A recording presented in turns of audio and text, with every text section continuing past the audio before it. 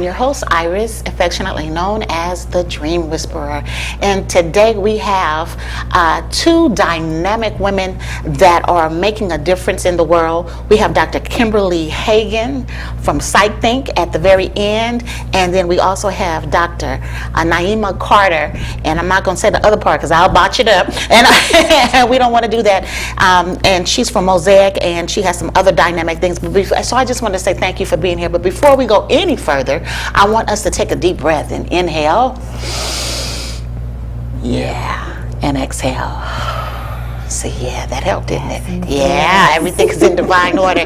There are no mistakes. We are not a mistake. You are not a mistake. God breathed the breath of life in you and I. And although we are uniquely different, we are still a living soul. And we are created in the very image and after the likeness of the creator of all life. Come on, take another deep breath. Yeah, make sure that belly is expanded and exhale. Yeah. It's every time I do that, ladies, every time. I don't care what is going on, it will center me. Yes, I may have to do the very first one will center me, and then as I continue to do it, I start calming myself right on down, right? It's something about that breath. I guess that's why when the breath was given to us, and we were created in the image and after the likeness of the creator of our life, he said that it is good. And so I'm grateful for that today. I'm grateful to have you ladies here. Both of you ladies work in an industry that particularly for our community and for the Christian community often doesn't get talked about because number one, we don't need the assistance with mental health, and then number two, we believe God and we don't need the assistance of mental health. But we are learning, and it's in front and center, that there are some issues and challenges that we have that with prayer and belief we need to get some professional assistance. And so these ladies are here to talk about that and some of the work that they do to take the taboo away. I say taboo, I know, so don't correct me, but taboo away from the whole concept and idea of mental health. Yes. I've been a long time, she's been a long time support, Dr. Carter has been a long time supporter of me with my Be Inspired t-shirts, my bling bling. She has purchased for your group Mosaic. Mosaic. Yes. Talk a little bit about yourself. Oh, wow. And what is Mosaic? Let's see. So I start with I'm a licensed clinical psychologist, and Mosaic is actually a group of women it's a mentoring group for women who are early career professionals, undergrad school, doctorate programs, master's programs, and it's really just about general wellness. Our mantra is academic excellence, general well-being, and professional development. So that's kind of what we focus on in that particular group. And so I have the private practice, which is Mohi Attaché, and my practice is actually for male and female, but I have a strong emphasis, if you will, for women, general well-being and things like that. Yeah, awesome. And Dr. Hagen, a little bit about yourself.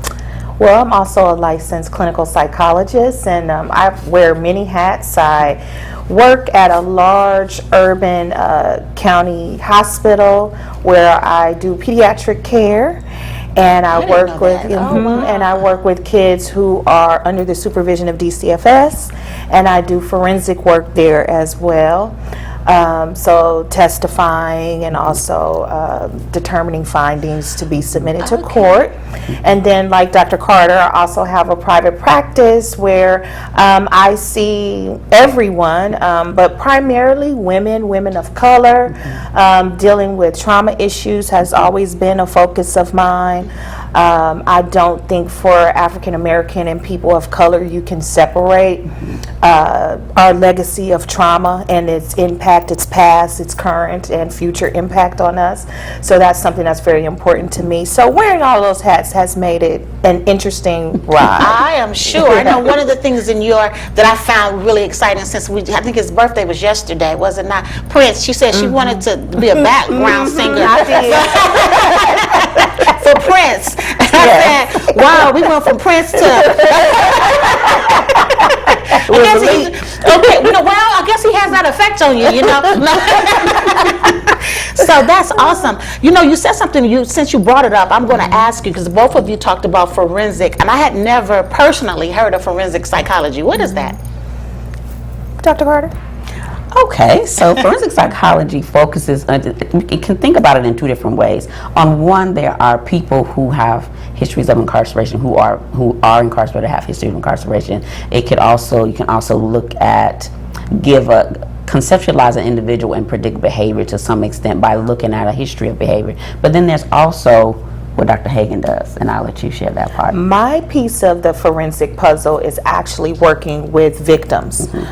So gathering information and going through the connection with that in the legal process. So that they do, Dr. Carter is right, as many arms to the forensic work. Awesome. So there's not just, because I know, I forget which one talked about criminology, criminal justice, and both of you, I guess, and it's awesome. I did not realize personally, and I'm sure our audience didn't either, the different components as it pertains to victims and those that are incarcerated, which is a victim as well, that is manifested in a different way. Wow, that's incredible. Okay, so you talked about, Dr. Hagen, how past, present, and future, the impact. And one of the things that I find really interesting that we are acknowledging and or seeing a lot of, be it due to social media, social media, and more social media, thank God, I guess, and technology, period, our phones and etc. We have witnessed and seen a lot of impact, the impact. What do you have to say? Because one thing I'm finding challenging, and as a matter of fact, ladies, I'm going back to school to get my master's in psychology and counseling, because I'm dealing and I'm working with a lot of men and women that are, you know, it's a layer that I see I need to have a skill set for that I may not have. And if we don't deal with that layer and we just deal with the outer layers, but then when we start digging deep and you don't have the extra things, it can be challenging. So with all that said, what do you see, or how do we move into the area of getting the necessary tools and help that we need and not be so resistant toward it? I think one of the things that we are breaking through, and I think social media, I think about your work and you talk about balance. And so there's a balance. And with social media, yes, there's, a whole host of negatives that we can talk about and point out, but there's also some positives. And one of the biggest positives is connecting people to information.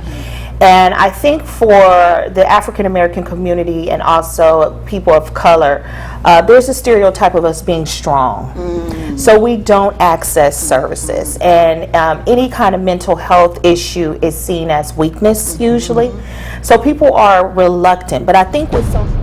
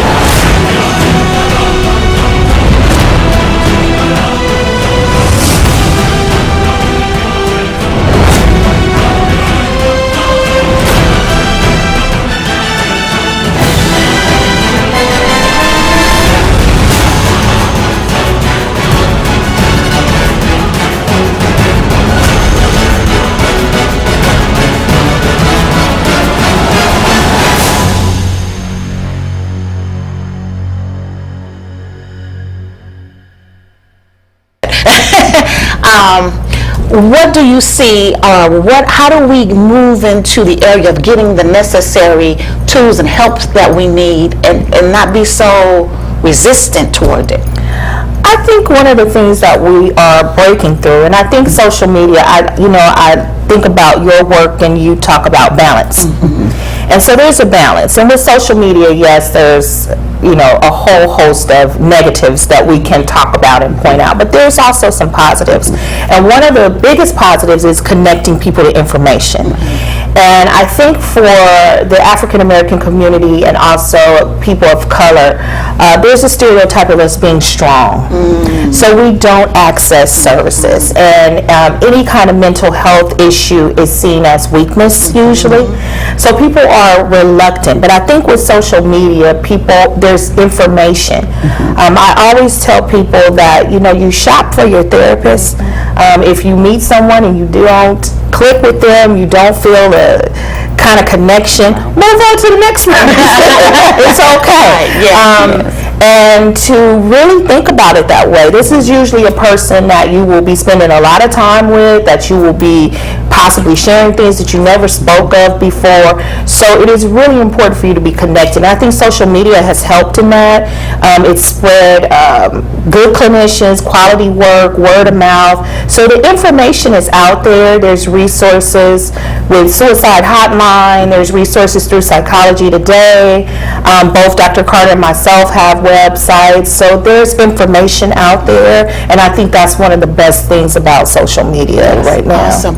What would you say, either one of you answer and piggyback on it in terms of what she's just said, how do you make the distinction between depression and just tired?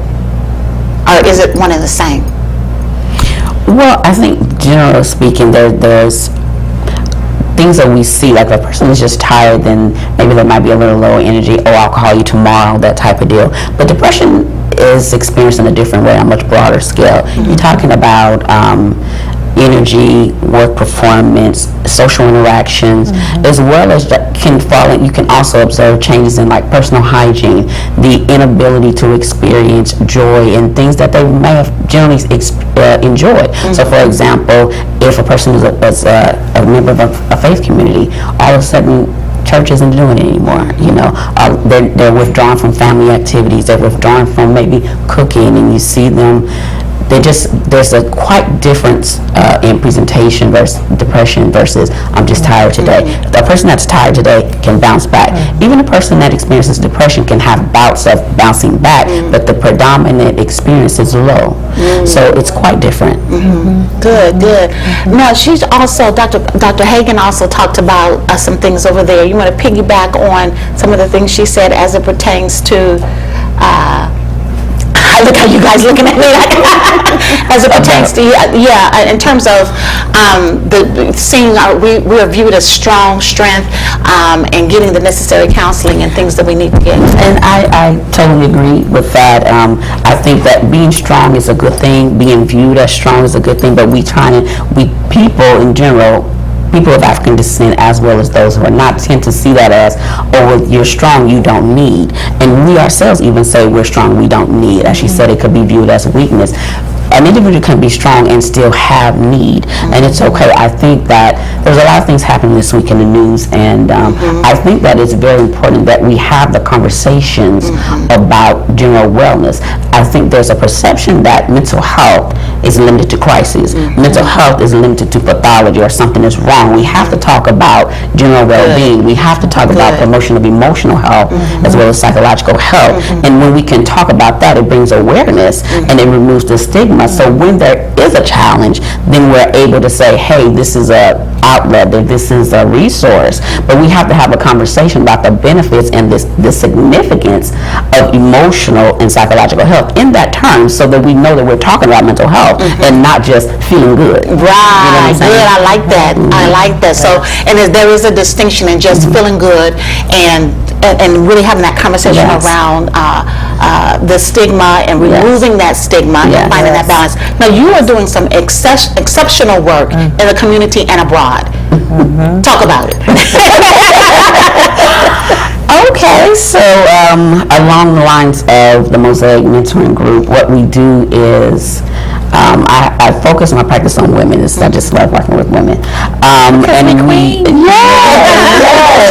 And And a big part of that focus is general well-being, general wellness, and work-life balance. Why? Because women are always multitasking, whether you're married, mom, in school, caretaking for older parents, or what have you, doing all sorts of tasking. I have this special task at work and this and that. So lots of multitasking, and there needs to be some more support around general work-life balance.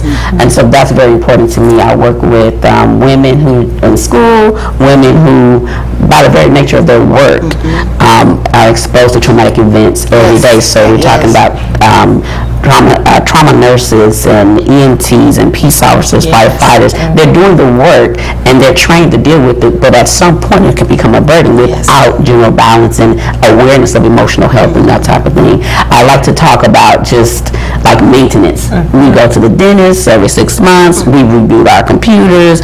We also need to think about general wellness as maintenance, not just in the time of crisis. So we do that internationally.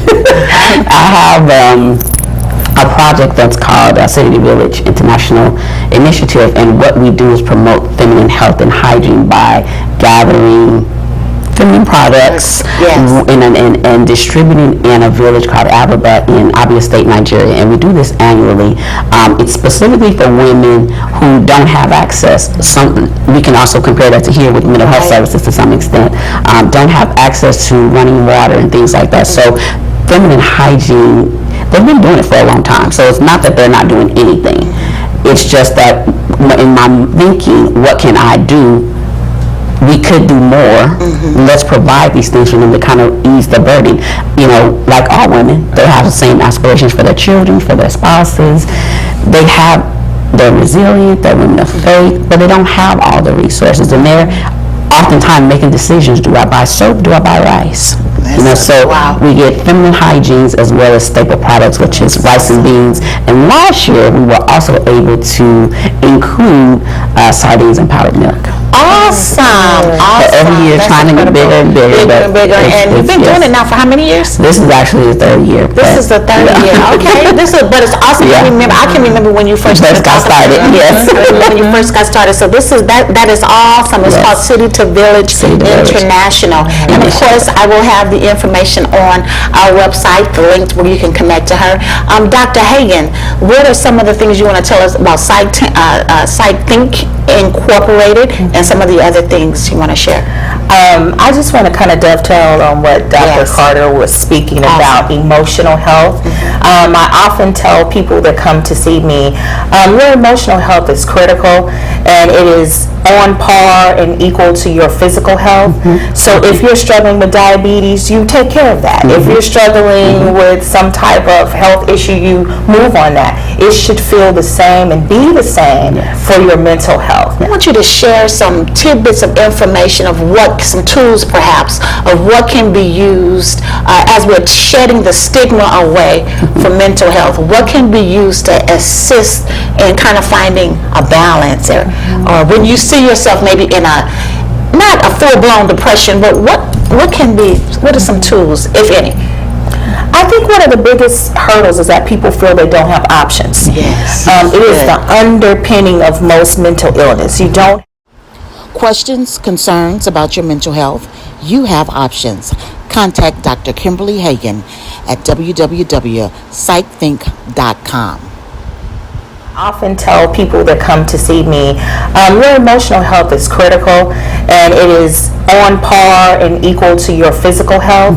So if you're struggling with diabetes, you take care of that. If you're struggling with some type of health issue, you move on that. It should feel the same and be the same for your mental health. Because if you don't have that, you can't move on the other things. I think that the process of accessing and being in mental health is a journey and a working together. Again, it is something that you should feel comfortable with. If you're not comfortable, there are numerous resources to reach out to. For those of you who work and have insurance through your employer, you can go through that. That's good. They have lots of employee EAP programs for people who are employed, and also there's so many services for children, for adolescents, and also for adults who oftentimes times adults are the last on the list because we are multitasking all the time. So I just like to see people reach out. For Psych Think, we are located in El Segundo, California, and we're available. I'm open to people contacting me and just asking questions. How do I access services? What do I need to do? This is a particular issue I'm dealing with. I have done that in the past, so I feel very comfortable with doing that. And then also, again, I'm at MLK in Los Angeles, and I'm there in pediatrics. I answer all kind of questions about peds and development, and my kid is doing this, is this okay? So there's resources there. You don't have to necessarily come and see either one of us, but I think accessing us to help kind of guide you through the maze is something we both do. Yes. Awesome. I love it. I love it. I think it's incredible. Also work with young people, marriages, individuals, and etc. One of the things that I have found, my husband made me a lot more aware of it, and it was another a mentor that I have, of when you're in the work of helping others, you're in the work of assisting others go through there, you have to find a space to release that, because you'll carry it, and it shows up in your physical body. And you're trying to figure, well, why am I feeling like this? Where is this coming from? But you have the energy, because so much is coming from you. So I'm speaking to leaders in particular. So much is coming from you, and then you're not replenishing yourself. Restoring and finding that balance with stuff, and then so you're not becoming short at home and snapping folks,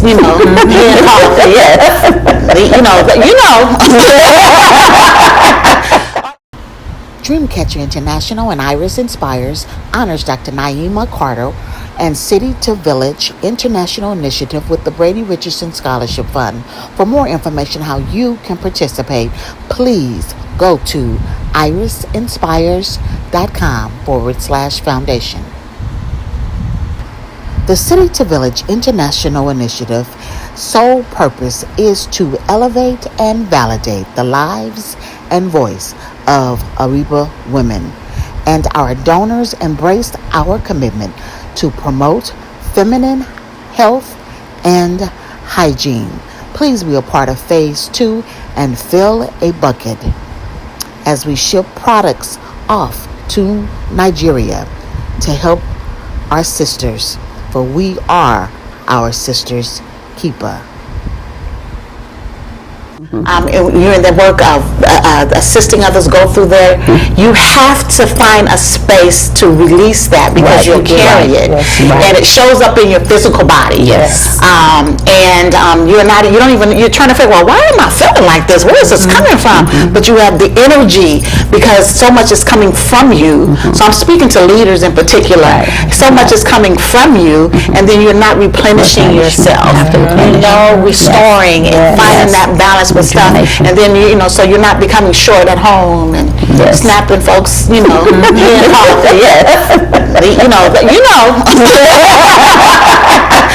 even finding yourself eating too much, drinking too much, whatever that thing is that you use as a coping mechanism. And it's so important. I like to say this to the faith-based community, to the world of faith-based, is many times we use scapegoat as church, and we don't realize that's what we're doing. We're scapegoating, and I'm not saying that's necessarily a bad thing, but what I am saying, when we don't deal with the health of our mental health as well as our spiritual health. Now, grant you, if we're dealing with the spiritual, it should manifest in the mental and back and forth. However, there are some things that we need to get some extra assistance in. We've seen it. We've seen where people are murdering people in our parking lots, or going to schools and shooting up people. This is not happening to somebody out there over there. This is happening in our communities. And so that simply means there's some areas that we're not paying attention to. And prayer is good, but we got to get some help with that prayer, okay? That's all I'm saying. And I appreciate the work that you ladies are doing in the community. I appreciate it. I appreciate the work that you're doing even internationally, to be able to, how do you unload. How do you? Oh, wow. I'm trying to get back to the gym a little more. But really the work that I do with particularly with the women, while I am facilitating, I'm speaking to myself as well. When I'm talking about, mindfulness, when I'm talking about exercise, when I'm talking about organization, I'm also speaking to myself. So I try to practice what I share. Absolutely. That's my mantra as well. I'm speaking it, but it's coming back to me. And the more I reiterate to them, the more I reiterate to myself. Absolutely. And you can't continue doing the work if your life is privately a mess. That's all. It's impossible. Not feel good and healthy about it. No. You're going to resort to some unhealthy. It doesn't work. You'll find some unhealthy things to start resorting to. How about you, Dr. Hagen? The same. I find it's just been a blessing to me to be able to work with people and have people allow me. It's such a privilege to join their life. So just like Dr. Carter, when I'm saying stuff to them, I'm like, I need to do that. And finding the balance and having taking time. Sometimes I can't do it, and learning to say no. Oh, no, it's not a bad word. Right? And taking time for myself, that has been a process, but I've learned it primarily through my work and working with others and teaching that. So I have to also practice that as well. I want you to talk about to our audience. We have a few moments before we go we close out, and I want you to share some tidbits of information of some tools perhaps of what can be used as we're shedding the stigma away from mental health. What can be used to assist in kind of finding a balance, or when you see yourself maybe in not a full-blown depression, but what are some tools, if any? I think one of the biggest hurdles is that people feel they don't have options. Yes. It is the underpinning of most mental illness. You don't have an option. You don't feel you have an option. And there's options available. So my thing is always get educated, get informed. You can do it via your phone. You can sit at your desktop and do it and access information. You can also reach out to friends. You can reach out to community resources. We have a long tradition of our churches being our foundation in our community. So reaching out and passing information. We pass information in stories traditionally, and so we pass information also about I work with this person or this is a good person. So just getting informed, and that will help you make a better decision for your health overall. Awesome. I want to appreciate and thank you. They're here because I have worked with both of them in some capacity, and so I know that the integrity of their work is from an authentic place of caring, of concern, and of the community and those that they work with. And so I think that's exceptionally awesome. I'm going to have the information on my website, on social medias with links so that you can connect with these dynamic women. They're doctors, they're professionals. We have over 25 years. Probably together makes 50. We got 25 on one. And so it's about 50 years of experience we're talking about. We're not talking about somebody who doesn't have some experience here. And then you add me and make 75. That's all I'm saying.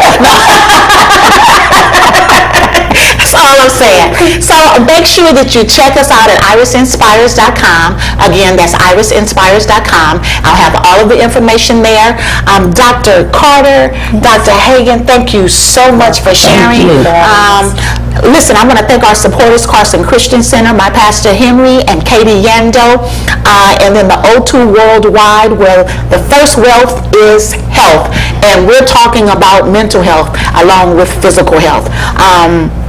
www.epxo2.com is the website to get more information on that. Don't forget about our Empowerment Summit. I have asked if they're available. I think you're going to be out of town. I'm not sure. But we have talked to them, so hopefully they will be able to confirm with us. We'll have a list. But go to our website. For those of you who are used to our summit being in July, it is September 14th and 15th this year in Carson, California at the Doubletree Hotel. There's information. You can register. Please register early at irisinspires.com. irisinspires.com.